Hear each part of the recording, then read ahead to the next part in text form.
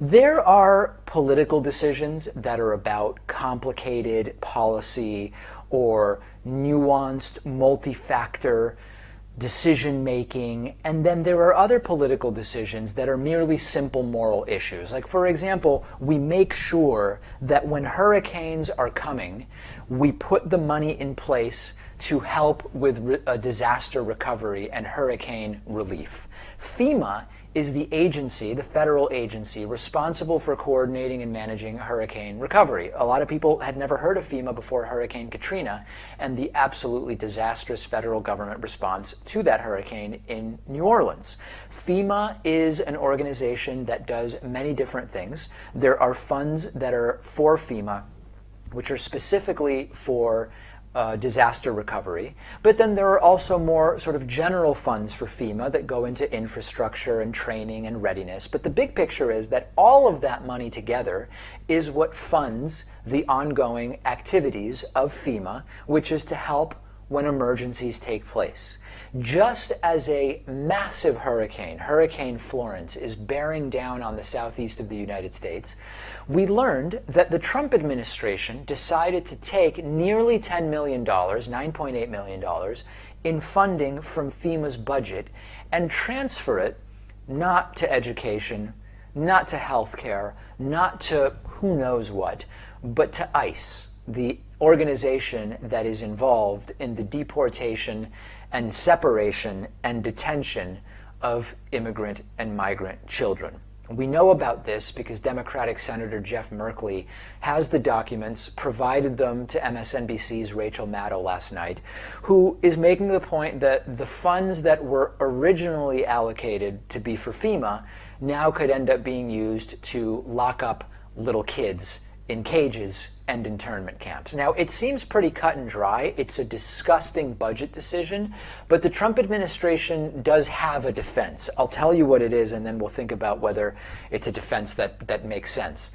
The Trump administration claims that even though on paper, yes, $9.8 million was moved from the FEMA budget over to the ICE budget, what they're saying is that that $9.8 million specifically couldn't or wouldn't have been used for a response to Hurricane Florence because of appropriation limitations that they cite. That may be true on the most technical level, but the money was taken from FEMA. So this becomes a sort of this dollar is different than that dollar argument. It becomes sort of a basic conversation about the fungibility of money. Even if these $9.8 million weren't for hurricane relief, when you take away $9.8 million from FEMA, which was going to be used for training and infrastructure and IT, it doesn't really matter whether it was under the ledger heading of response money for Hurricane Florence or for 2018 hurricanes. It's still going to impact FEMA's ability to do response to emergencies, which is what they do. And in fact, FEMA is saying, because we're losing that 10 million, we have to cut back on training, we have to cut back on travel, we have to cut back on public engagement sessions, which are often used to educate the public as to what it is that they should do to be ready for different types of emergencies that might be relevant in their part of the country. And the fact that it wasn't specifically cash for hurricanes doesn't make any difference.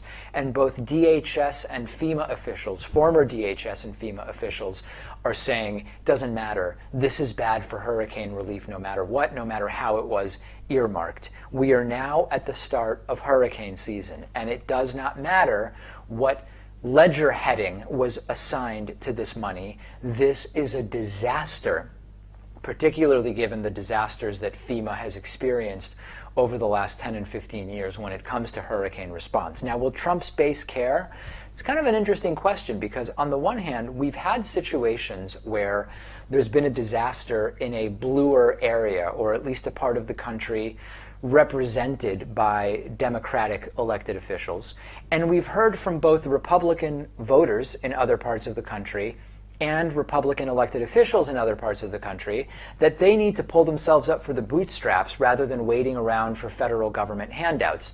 The problem with that argument has been that as soon as there was an issue elsewhere, like for example tornadoes in the center of the country, the same Republicans who said government isn't there to take care of these liberals in New Jersey and New York after Hurricane Sandy were then saying, oh, well, no, I mean, this is different. We have we have tornadoes and floods that are affecting us now, so we do need the federal money. So quite frankly, I don't know what the Trumpists will say about this. We know that there seems to be a significant double standard on when the government should help with relief and shouldn't help with relief, but we now have a hurricane followed by multiple tropical depressions, which could become hurricanes, that are heading in the same direction, mostly to red areas. Maybe that will change their minds. It's a disappointment that for many people on the right, until they're personally affected by something, it's like it doesn't exist, they don't really care. And you know that if there is a disastrous response to Hurricane Florence, if it is bungled, it's not going to be Trump's fault. It's not going to be Republicans' fault. It's going to be the fault of either Obama or Democrats, or it's going to be Hillary's fault. It is not going to be Trump that takes the blame from his supporters if that response is bungled. Truly horrible. And this is not just, I don't really like the phrase just politics, because we're talking about politics, but people's lives hang in the balance here. This is more than just politics, but that's what politics is. It's life and death for many people.